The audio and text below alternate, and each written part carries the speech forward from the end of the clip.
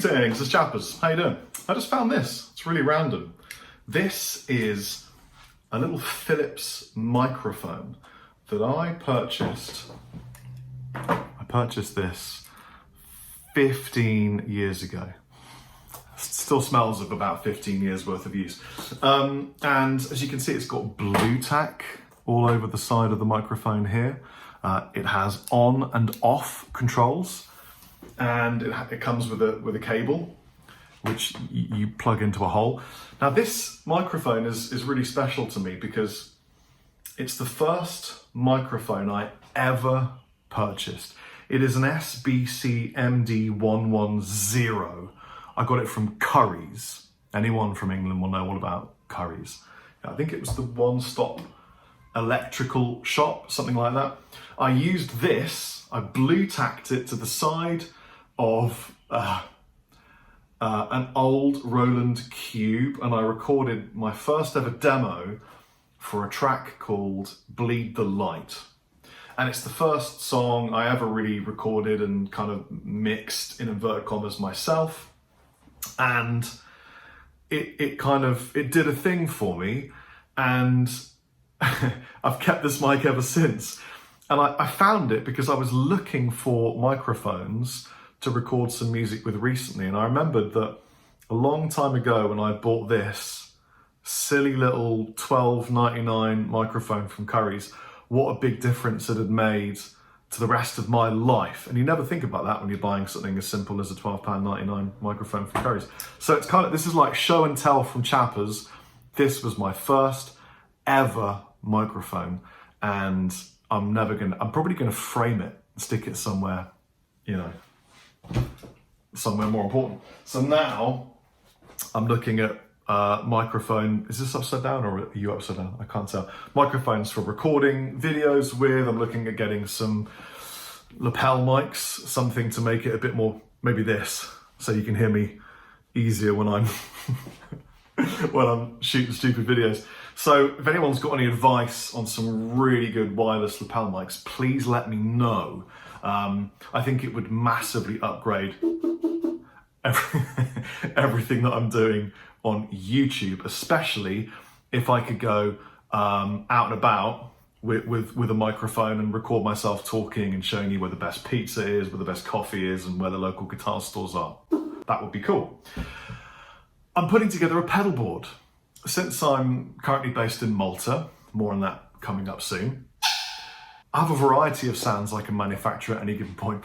I left all my gear back in England, and I realised it's at the back of a storage unit, and I really don't want my friend and tour manager Max to have to dismantle everything and pull it out and ship it. So I'm just kind of acquiring a load of stuff to put together a new pedal board. It's a really interesting process because when you start from scratch building a board and try and let go of preconceived notions and try things for the first time, you kind of get surprised. And I'm using all sorts of pedals that I would never have initially imagined I would want or need. And in fact, I purchased two just a couple of days ago from one of my favorite guitar stores in Malta, Play Vintage MT. Dan and Andrew looking after me, being awesome. Did a little meet and greet thing, all socially distanced and mask wearing and all that kind of stuff, just to make sure everyone felt safe and looked after. And I drank rum so that my mouth was protected from the plague. And I bought a bunch of pedals. I bought a pedal board, and Luke said, you can do this provided you let me wire it for you. So I'm like, of course you can wire my pedal board, thank you very much. So it's going to be nice and neat, because normally, to my friend Dave Hollingworth's chagrin, my pedal board looks like a husk, just a weathered husk on the floor that's been stood on for years. Definitely putting this on it because I really like it. If you didn't see the review I made of the Ages Overdrive by Walrus, please go and check it out. This is a holy relic of many different kinds of drive tone, of which I really enjoy.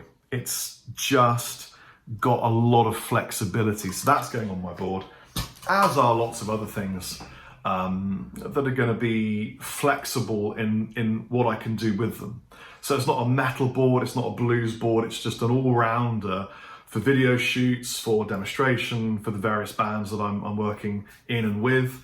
And yeah, I'm really, to be honest, enjoying the process of building a new board. It's exciting. And I'll definitely make a video where I show you the finished item and everything on it and why I made those choices. Call it, if you will, Chappers gear choices of 2020, the worst year that ever happened so far. I've made a little note of some other bits to talk about. Excited to say that we've now written 2 songs for Criterion, the new metal project I'm involved in with Gus G. One called Infinitum, which is brutal. One called Poseidon, which is even more brutal.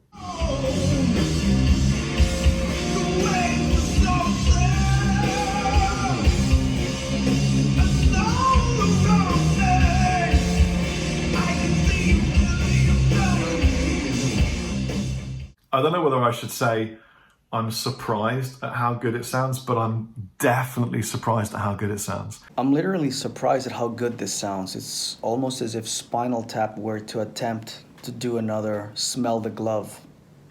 That could never be done.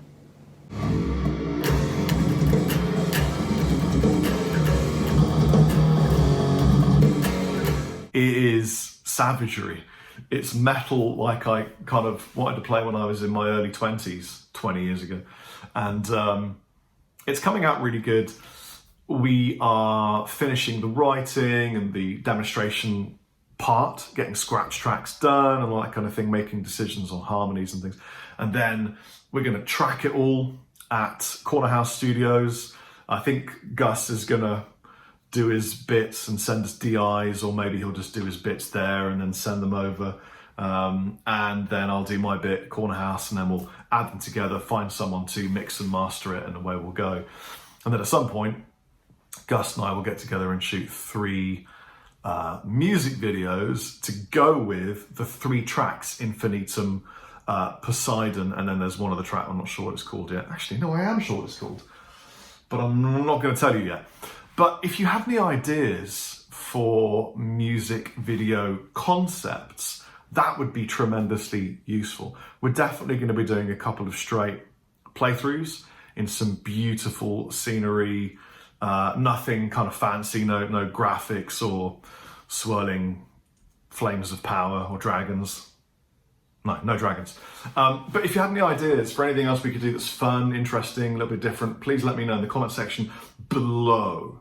And then the last thing I wanted to say is that having stayed in Malta for the past, I think it's almost 6 months now, and having been here quite a while before, and recently partially becoming a Maltese citizen, we've made the decision to stay. So we're actually going to be looking for somewhere to live forever in Malta, which makes me feel really excited, because I'm kind of, rather than being on the outskirts of Europe, soon not to be Europe, I'm in, centralized European location. And that's really exciting to me, because it offers me all the freedoms of being European, Schengen. I can jump on a plane and be in Germany or Greece or wherever I need to, just with an ID card. And that's really, really freeing as a working musician, especially when the plague gets out of town and allows us to, work without these things covering everything up. That would be really nice, wouldn't it? I hope you're having a great day. Thank you for watching this video. Please destroy my subscription button, hammer the bell to pieces, and I'll be seeing you really soon with an entire in-depth review of the 2020 Chapman range, behind the scenes recording Criterion music, behind the scenes recording Clockwork Wolf and Company, and then eventually, a few months down the line, a bunch of new music videos from Criterion and Clockwork Wolf and Company. Marvel that this video was not edited in any way, shape or form. Here's the off button. Chappers out.